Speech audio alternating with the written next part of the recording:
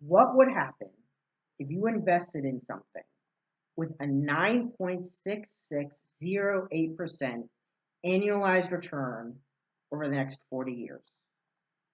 That investment would grow 40-fold in that 40 years. I call it the rule of 40, and I invented it myself. Why does the rule of 40 matter? Because while the earlier you start investing, the much easier of a time you're going to have growing your wealth and preparing for retirement, there is still a limit on how much those years of compound growth can do for you. And it's limited by the amount of principal that you are able to invest. $1 now, $40 40 years from now. Yeah, it grows 40-fold, but is that $40 really going to make or break you 40 years from now? Now, if you invested $100,000 now, then yeah, $4 million 40 years from now, that's going to be a big difference.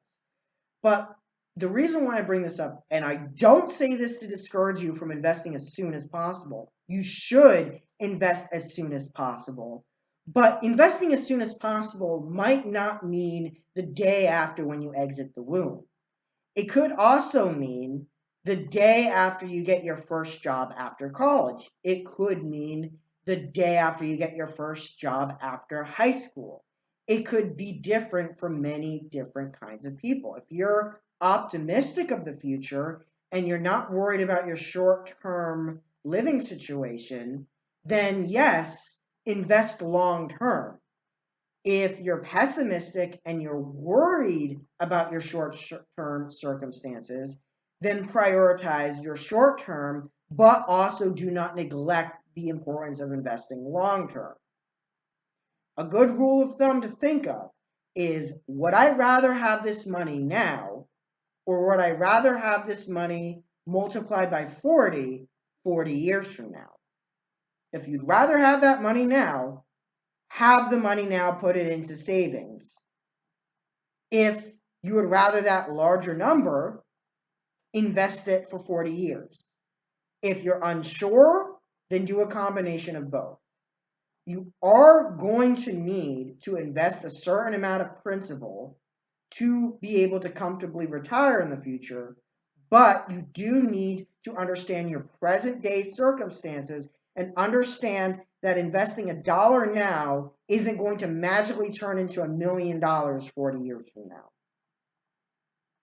A counterexample to investing as early as possible, as far as the best time to start investing was yesterday and the second best time to start investing is today, is, would you rather have $1 at age 25 invested for 40 years, or $100,000 at age 60 invested for 5 years?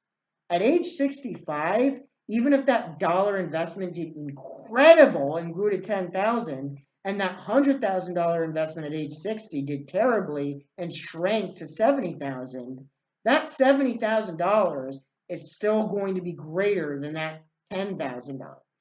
Now, this is an extreme example and should not discourage you from investing as soon as possible, but there again are limits to how much your money can grow, even in a long time frame such as 40 years.